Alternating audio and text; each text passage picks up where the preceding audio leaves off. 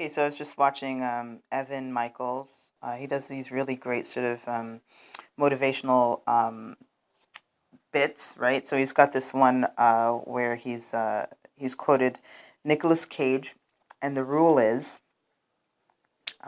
look beyond rules, right? So then he's got this clip of Nick Cage talking about the process of acting and what it means to him.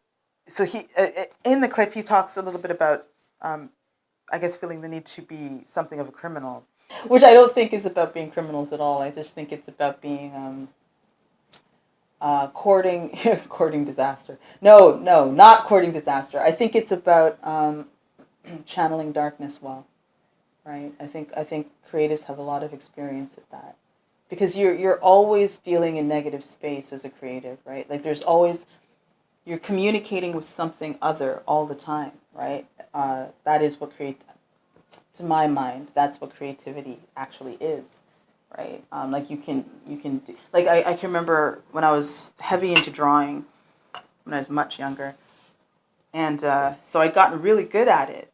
Um, I mean, I've never been fluent. Like I've never been like I knew this guy once. One guy in my class who just used to spend all of his time in the back of the class just fucking drawing all the time. He was just drawing all the time, but he was brilliant, and he would just come up with these really beautiful drawings just in class.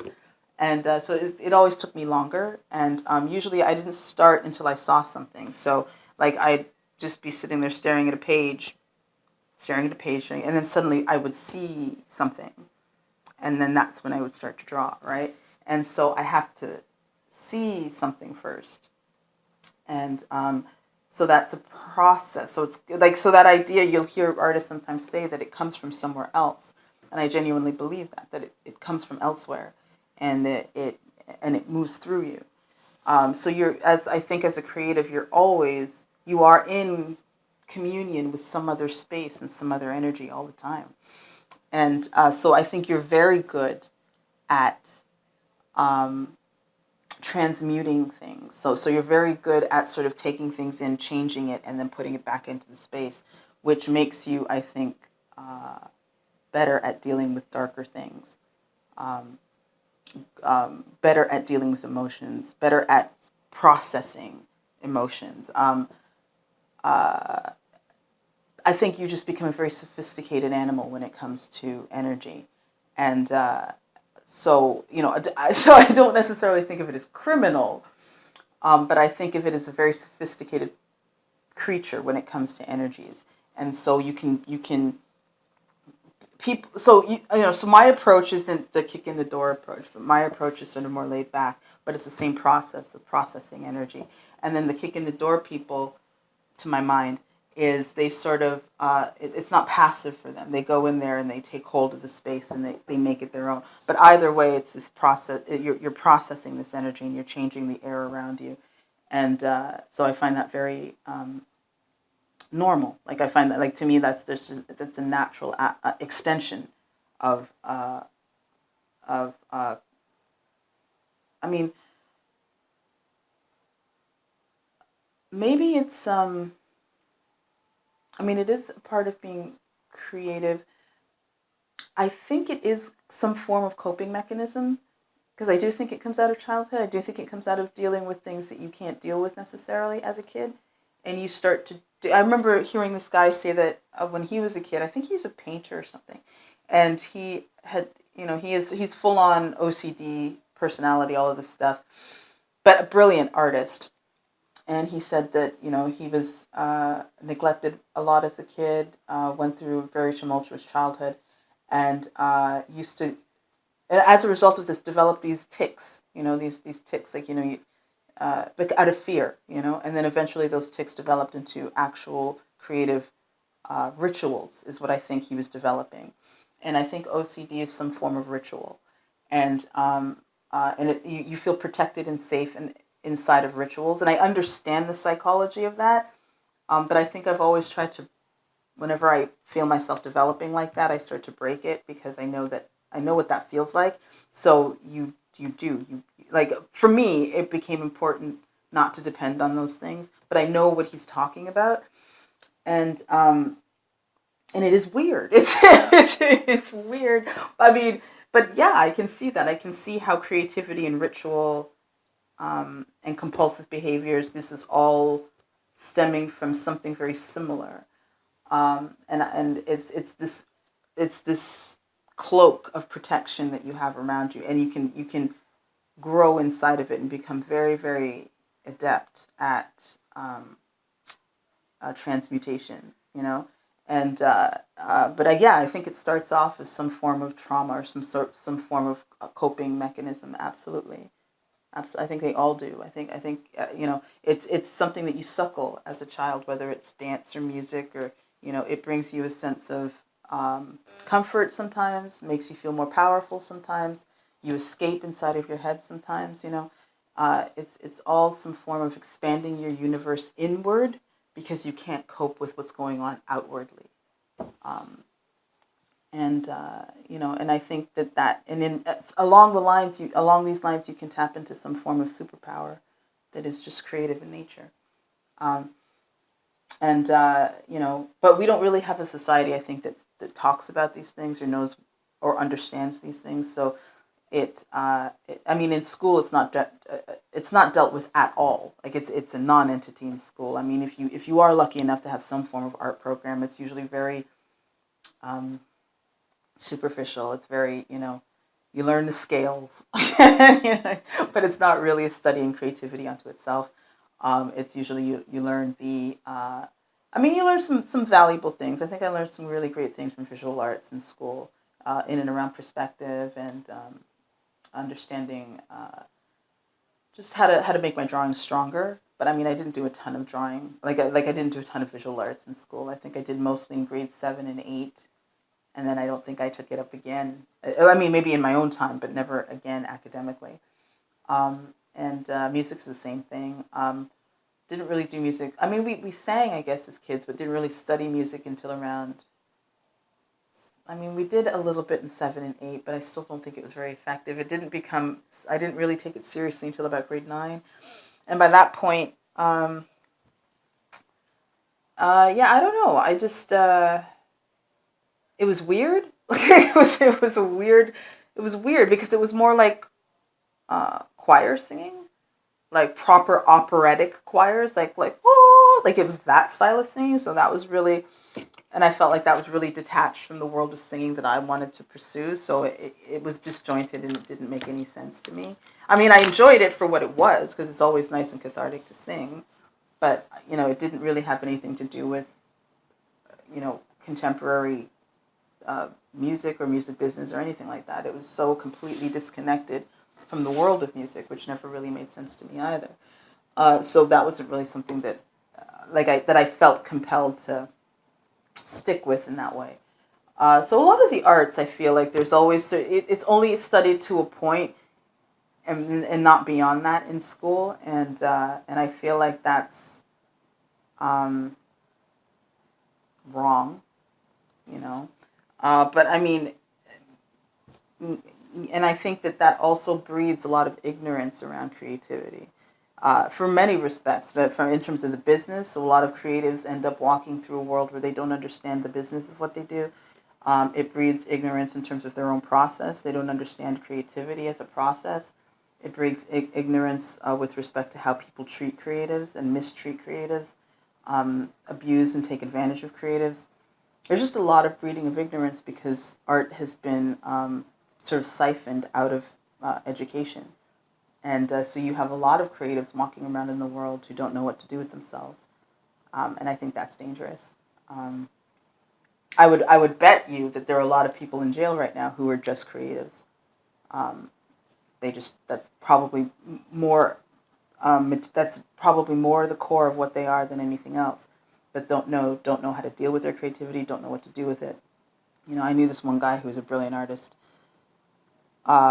and didn't do anything because there's nothing that turns anybody, like it doesn't, life, things don't turn you on in life except the thing that you are creative about, right?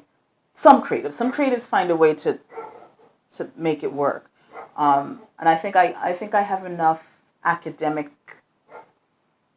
know-how to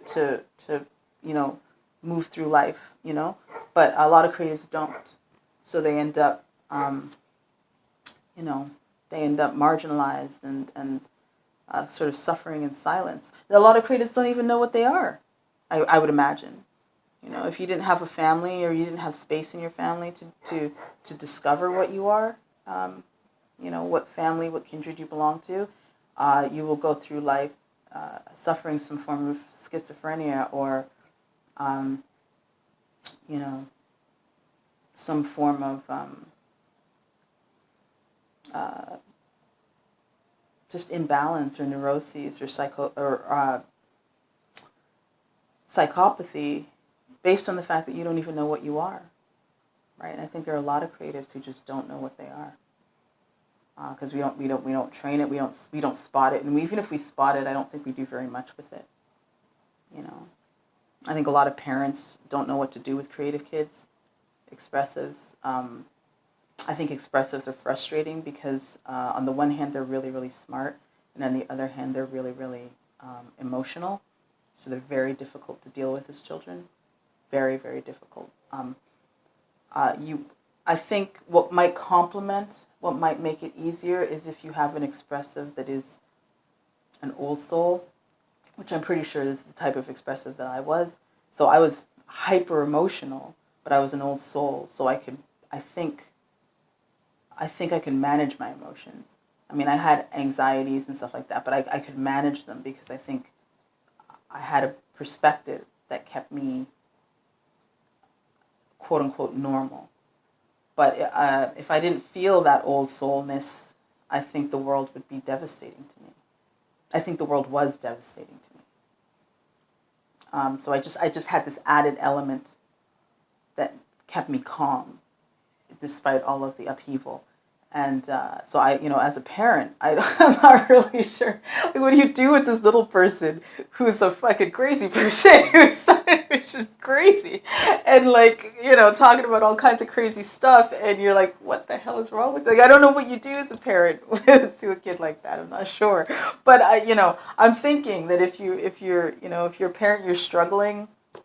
And you've got this kid who's just weird. It's just weird. What do you do? I don't know what you do. I'm not, I mean, I think I would know because I think I would spot it. I think I've seen it in kids, actually. I think you can start to see your kid's soul around, I'd say 1.5, 2 years old, maybe younger. It depends on the type of parent you are, but I think I've seen it in kids. I remember seeing this one little girl. She was maybe 2, maybe not even 2. And I looked, and she's an old soul easily, and she's one of these girls who it would be a crime, a criminal, like not to put her in some form of physical, like she's a dancer, like she's a dancer, and I know she's a dancer. Like I looked at her, the way she knew where her body weight was, like she was never off that. This girl is a dancer, and she's a baby, and I could tell, I could see it, and. So I think that as a parent, hopefully, you spot it in your kids and you know what they are. You would know what they are before they know what they are, And maybe that's truer if you are an expressive, but I'm not really sure. But it's probably true for any parent. I think you can look at your kid and know. But yeah, I don't think it's necessarily easy to deal with these really emotional, these really weirdly intelligent and at the same time very emotional, crazy people, little people who are just insane, right? But they just have a lot. They have this whole universe of stuff happening inside of them, and they can't articulate it either because they're little, right? They're just little people, and so I think it's tricky. I think it's tough. But and then yeah, and life is life. So kids end up with the parents they end up with, and sometimes these two folks don't necessarily know how to speak to each other. And so as a kid, you do develop these mechanisms for dealing with the world that pushes you inward because you're safer inside. But then you get to develop all of this architecture on the inside of your mind that protects you from all of the horrible stuff happening on the outside and all the stuff that you can't rely on and you can't trust and you can't, because adults are crazy, because adults are in fact insane, right? They just don't admit it to anybody. They act like they're all sane, but they're not. They're fucking crazy, right? And it, I think as a kid, pretty soon that adults are insane, right? And so that's a really precarious thing, to be a kid and to know that your life is not certain. Your life is unsure. Your life is unsteady, right? And then maybe it's because of your parents. Maybe it's because of just the world at large. You start to notice the world at large. Because I think kids are very wrapped up in their parents. I think they're very much in love with their parents when they're little. Because their parents are like gods to them. Your parents are just these enormous creatures who are powerful and swing you around, and they're like gods to you. And so I think kids, for the most part, have a lot of focus on their parents, and just everything. Their attention is very. They notice everything that their parents do, but I think it can happen where things in your environments are unsteady, and kids notice that too, right? Because they notice everything, and if they notice how that affects them or how it might indirectly affect them, they start to not trust the world, which I think is, it's, it is what it is. It's not good, it's not bad. It just is what it is. I wouldn't say that it's a bad thing, because if it helps you to become creative, maybe it's not a bad thing. Um, yeah, and then as you grow in your discipline, you grow in your creativity, and hopefully you mature as a person too, right? So you get to separate out all of these things and understand what works for you and what doesn't. And for each person, I guess it's a little bit different. So for me, it's this laid back sort of vibe, and for other people, it's more ferocious, it's more fierce. But it's all good. To me, anyways. I think it all works. It's all good. You just got to figure out what is your thing, what is your particular vibe, what is your particular energy, right? And I think how do you come to harmony with everybody else and their energies? And at least that's my path, path of least resistance. So I'm not trying to clunk you over the head and turn you into one of me, right? But that's my style, and but I know people who are much more militant about their shit, right? And they come in there and so whatever works for you. I think at the end, as long as we're all trying to get to the same place, it's all good. We'll get there in our own way. But yeah, I don't know if I'd call it criminal, but I would say that there's a darkness to creativity, but it's a very pleasing one. It's not, to me, the universe is not, it loves you. Like these are just aspects of yourself, the anger, the fear, the frustration, the quote unquote darkness is just an aspect of yourself. And you've got to figure out how to work with that, and, yeah. Yeah, so I don't know if I'd necessarily call it criminal, but I would say it's a process. Yeah, it's a process. I think it's a good thing, you know. I've always thought that, especially particularly if it's used for good, because it can be used for other. It can be used for anything really. It can be used for bad, so I've never really been down for that sort of thing. To me, if it's used for good, if it's used to free people, if it's used to bring people comfort, if it's used to make people feel safe, or, whatever way that you flex your particular superpower is the way you flex it, and it's all good to me. So the idea, I guess, is that you need to find a way to sit with uncertainty, or to sit with fear, to sit with anger, to sit with darkness, in a way that so that it doesn't take command of you, which is what I think coping mechanisms are. Right? Coping mechanisms are methods by which you can experience this stuff, take it in, and then turn it into something else. So it's a particular relationship to the unknown, the super unknown. Yeah.